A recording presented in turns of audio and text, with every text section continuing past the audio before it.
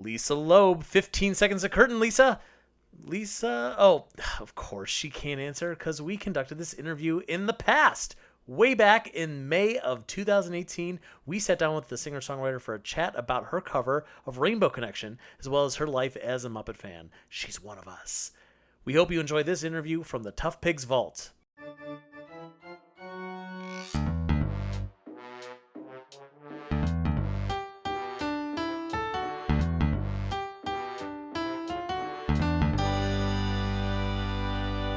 Lisa, thank you so much for agreeing to talk with us. This is like such a huge opportunity for us. Really, I'm very touched. So thank you very much for that.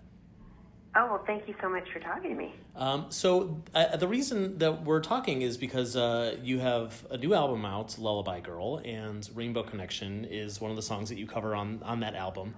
And I do want to talk about that, but before we get to it, I understand that you're a pretty big Muppet fan. Is that right? I am a big Muppets fan, and I married a big Muppets fan. That's good, In fact, yeah. for our wedding, we, most of your listeners probably know this, but, over at FAO Schwartz, they have the Whatnot factory that makes Muppets, and so we had Muppets made for ourselves that people could pose with. If they couldn't find us, they could pose with the Muppets. And it was really cool, too, because when you get one made, you can only have, especially for my husband, you could only have like a beard or hair on the top of his head, but he has both. So at the place where he works at Conan O'Brien, and I don't remember if it was the hair and makeup or the props department. They helped him. They secretly gave him a beard and hair, and then what they really secretly did was they took off the generic clothes that you can buy at FAO Schwartz, and they created our own wedding outfits that perfectly matched what we wore at our wedding. I had a light pink dress that was short in the front and long in the back with a jeweled belt, like a little clasp in the front. And he had a special tuxedo, and our clothes exactly match what we wore at our wedding. And now, since we have two kids, as each kid came along, we got a Muppet made for each of them. Oh, that's great. So you've got like a whole Muppet family now. We do. We really do. That's awesome. I love that. What are some of your earliest memories of just being a Muppet fan? Like, did you grow up with the Muppets or with Sesame Street? And yeah, I grew up with the early Sesame Street. I was born in 1968, so I grew up with the Sesame Street as it was starting out, and it was kind of the perfect time. It's totally influenced everything I do in life, especially with all the family-friendly music I've been making. I just loved watching like Grover and the restaurant where they'd get a fly in their soup, or Ernie and Bert and Ernie at the ice cream truck getting all the flavors but getting them upside down. And I watched those shows over and over again, and the sense of humor and the parody it was really sophisticated but also silly, and it had a lot of heart, and I loved it so much, and I loved the Muppets. And then of course I watched the Muppet Show, a variety show that was really for grown-ups but also for kids. And I always had a love for Miss Piggy, but in retrospect, I think it's more because she was the color pink. I didn't love her attitude, but I loved satin and pearls and all that girly stuff that was sort of over the top for Miss Piggy. And of course, Kermie. I love Kermie and Gonzo and Fozzie and all those movies. That was what I grew up on. And they were so well mixed in with the grown-ups of the entertainment, of what we'd watch on TV and listen to. That I love that combination of being able to hit the sophistication and the smarts that the Muppets have and the heart that they have, and then just great songs, which is why I covered Rainbow Connection on my new record. That's awesome.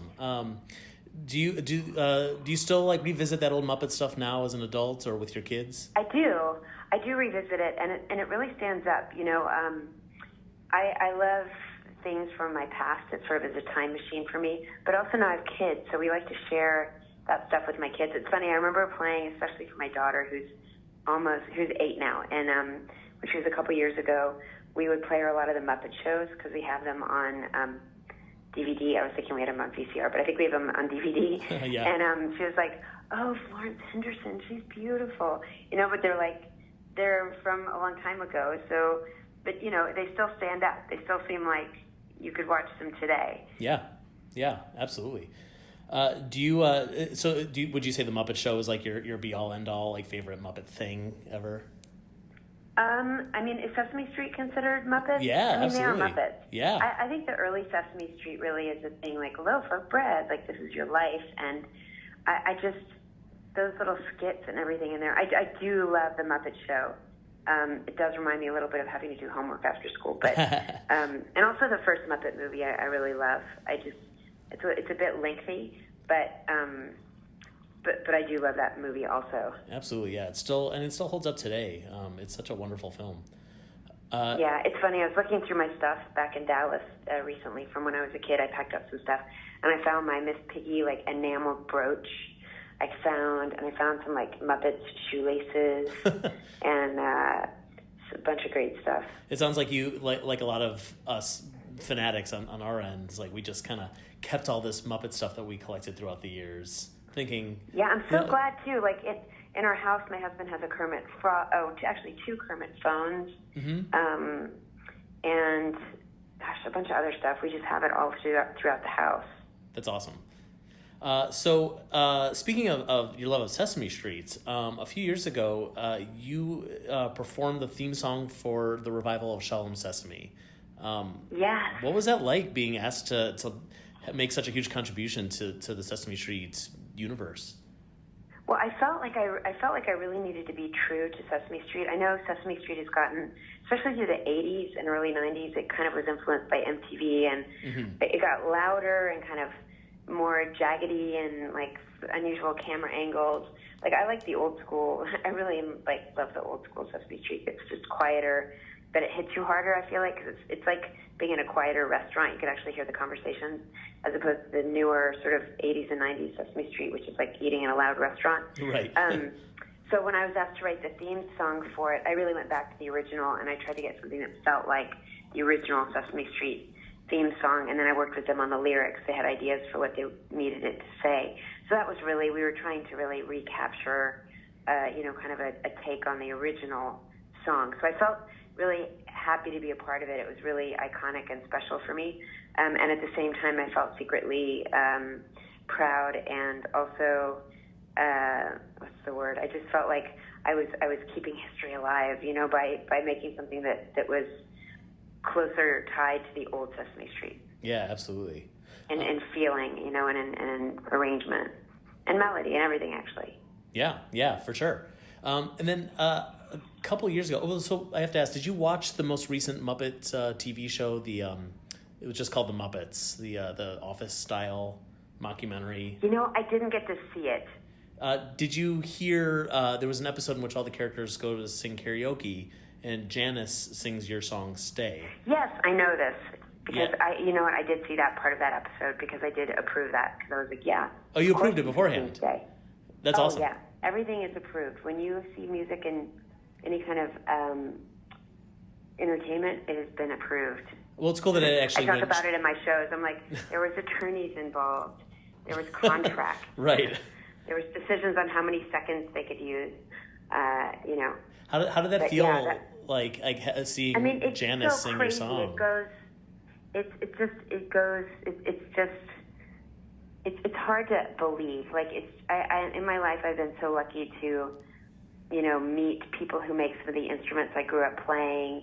Some of the clothing brands that I like. I just met somebody who's a Barbie designer. Like to have my life intersect with the Muppets like that is just sort of beyond your wildest dreams. Like it's just unbelievable, really. Yeah, it's got to be surreal.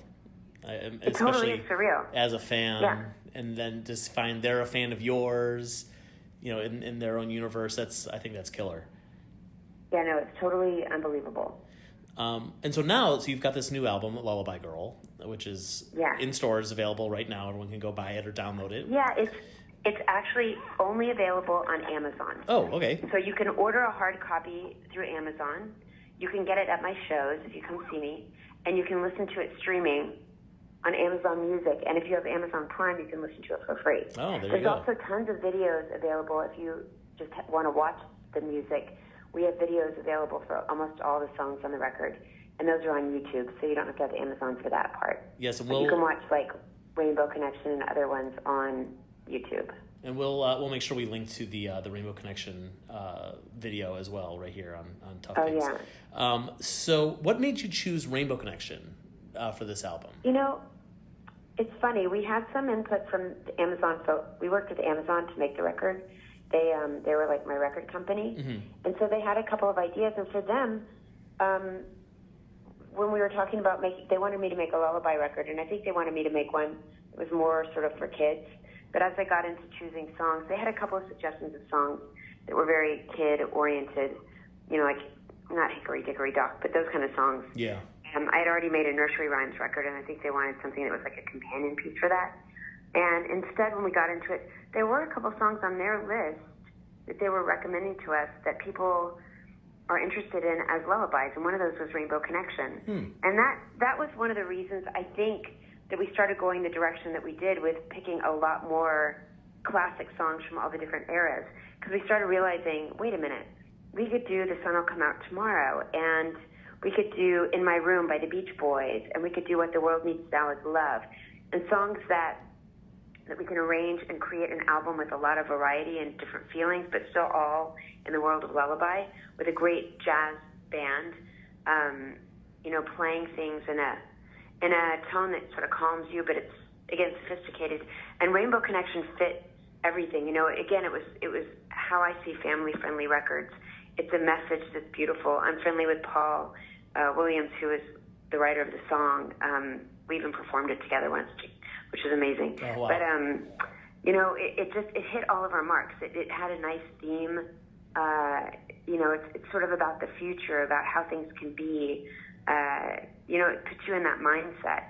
And also, you have lovers, the dreamers, which dreamers could mean literally nighttime dreaming or just people who have dreams. And it just puts you in that positive mindset where anything is possible. And I wanted that on the record. So it kind of hit all of our marks, and that's how the song ended up on the record. And Larry Goldings, who plays the piano on the record and all the keyboards, he arranged the song, and he did a really beautiful arrangement that's very melancholy, which the original is melancholy also. But I feel like it takes you even deeper, and I really appreciated his approach melodically and what he came up with. It felt still true to the original, but it was just a little bit different.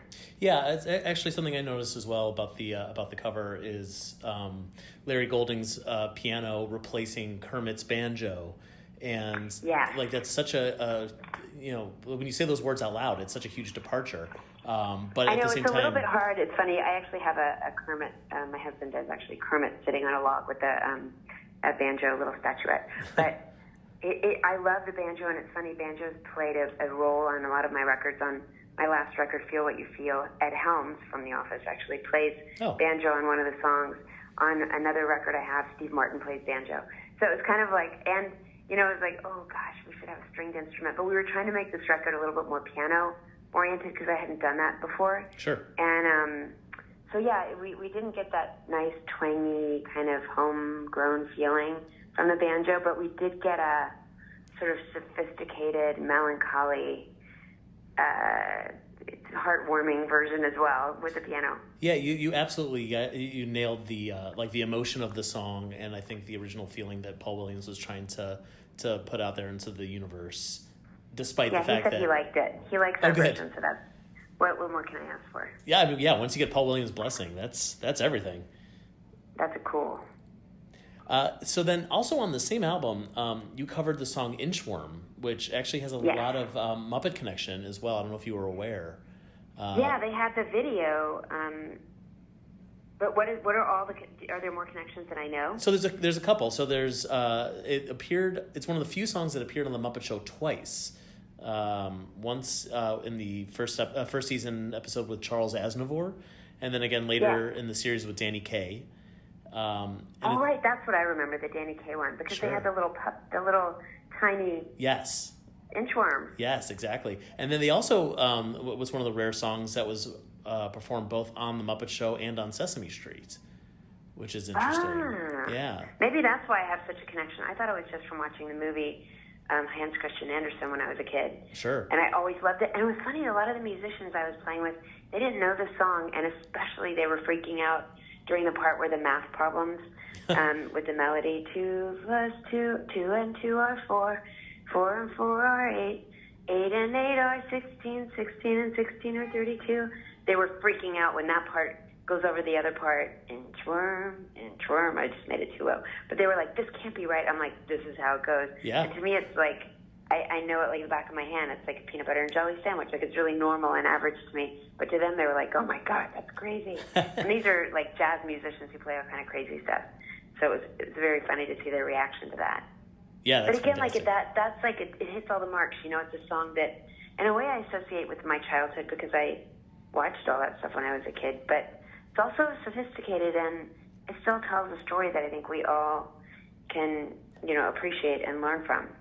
Absolutely, and like you were saying before, you know, about the Muppet Show, but also what you were saying about Rainbow Connection, all these things, they work on so many different levels, and that's something. Yeah, and then you can as really... a grown up, like when you see it again, or you hear it again, or you see Kermit's face, or you think of those things while listening to the music, it is like a time machine. But it's not like you're trying to be a kid or something. You just feel part of you, you know, that's from another time. It's like a time machine. It's crazy. Absolutely. So I have to ask, if you were going to do another album that was like this, whether lullabies or something else, just more covers, if you were to choose another Muppet song, do you have another favorite that you would want to record yourself? Yeah, there's one that my husband and I have been talking about, the Kermit song, you know, halfway down the stairs. That song. Yeah, Robin, Kermit's nephew Robin sings that one. Yeah. I think that's a great song. That's a that lovely would be really song. fun to do. I mean, that's the one that we keep talking about, but Gonzo's song, you know, Yeah, we're going to come back there one day. I don't know what it's called exactly. Yeah. That song, I like all the melancholy ones. Although I do love, I like all the songs from the original Muppet movie. I don't know, but I do like the melancholy ones. Those are some great ones. Absolutely. They're just classics. They are classics, yeah. And again, Paul Williams. What do you think? Well, I think that's a great idea. Both of those songs are wonderful. I would love to hear you guys. I would love to hear you do an entire Muppet cover album. I think. Oh yeah. Let's do that. Really Let's get fun. that done. That could be cool. That would be amazing. Yeah. All right. I'm planting I had that a seed. grown-up record I was going to make, but yeah, let's think about that. All right. So this is a bit of a silly question. So you are well known for your iconic glasses, and I believe you have your own eyeglass company. Is that right, or your eyeglass brand? I do have my own eyeglass company called Loeb Eyewear, and it's at mom and pop stores all over the country as well as Costco. That's amazing. We sell some at Costco for grown-ups and for kids.